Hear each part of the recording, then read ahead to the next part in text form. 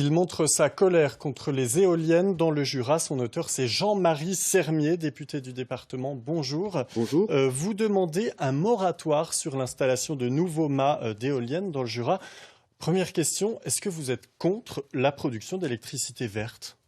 Écoutez, je ne suis pas contre la production d'électricité verte, mais il faut savoir que chaque fois qu'on met en place des éoliennes, on n'améliore pas la cause du climat, puisqu'on arrête de l'électricité déjà décarbonée qui est produite par le nucléaire. Donc aujourd'hui, on ne peut pas dire que l'éolien apporte quelque chose au climat.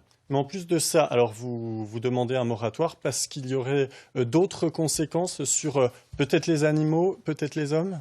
Alors effectivement, j'ai demandé un moratoire, non pas sur le Jura, mais sur l'ensemble de la France, au titre du principe de précaution, parce qu'un certain nombre d'études, et notamment une étude de chercheurs allemands en 2017, ont bien mis en relation les champs de basse fréquence, c'est-à-dire les infrasons, les sons que nous n'entendons pas, mais qui sont quand même mis en place par les éoliennes, eh bien, ont mis en relation ces infrasons avec quelques problèmes neurologiques dans certaines zones du cerveau, et il se trouve que les neurologues qui suivent ces dossiers montrent que les gens qui sont à côté d'éoliennes sont généralement victimes de symptômes exactement décrits par cette étude. Ce sont des témoignages qui remontent aussi, qu'on vous dit en fait, dans votre département, le Jura aussi ?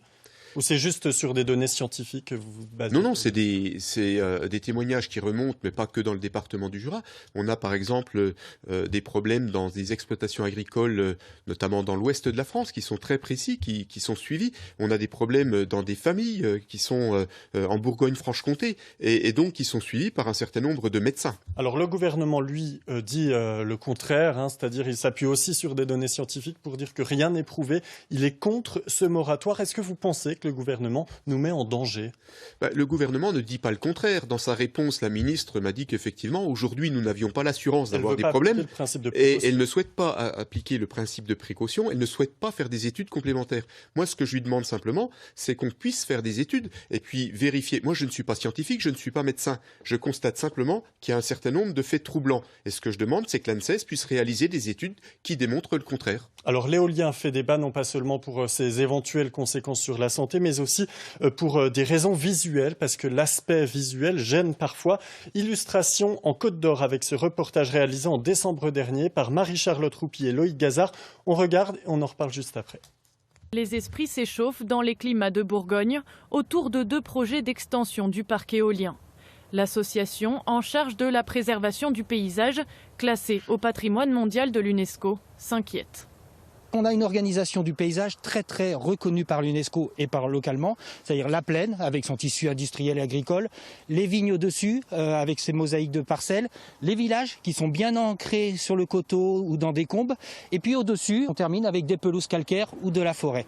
Là on va se retrouver avec une nouvelle strate, si les projets, parce qu'il y a plusieurs projets, voient le jour, c'est-à-dire qu'on aura une strate d'éoliennes, d'éléments mécaniques industriels au-dessus de ce coteau paysager. Ces extensions consisteraient effectivement en 18 nouvelles éoliennes de 180 mètres de haut, dont 5 implantées à une dizaine de kilomètres du coteau de Corton.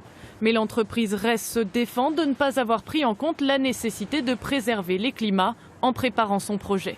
Là maintenant on n'a gardé plus que 5 éoliennes sur le chaume des communes, donc on ne peut plus aller en dessous. Sinon le projet n'est plus compétitif, on ne peut pas produire d'électricité renouvelable à bas prix. Selon leurs études, seules quelques pales dépasseraient par endroits, le relief cachant de lui-même les éoliennes. La préfecture doit encore analyser le dossier avant de rendre un avis. Les 2 parties comptent bien profiter de ce temps pour tenter de trouver un terrain d'entente. Alors Jean-Marie Sermier, est-ce qu'on ne sacrifie pas l'écologie sur l'autel de la tranquillité visuelle finalement ? Absolument pas, parce que c'est un point effectivement important, l'aspect esthétique, mais il n'y a pas que cela. Il y a effectivement les problèmes liés à la santé des animaux, mais la santé humaine également. Et puis il y a aussi un énorme gâchis financier, parce que on est en train de produire de l'électricité éolien dont on n'a pas besoin aujourd'hui, puisqu'on en exporte plus qu'on en produit. Alors une question pour finir rapidement. Les dates des élections régionales et départementales, l'Élysée les reporterait du mois de mars à juin 2021. Qu'est-ce que vous en pensez, vous ?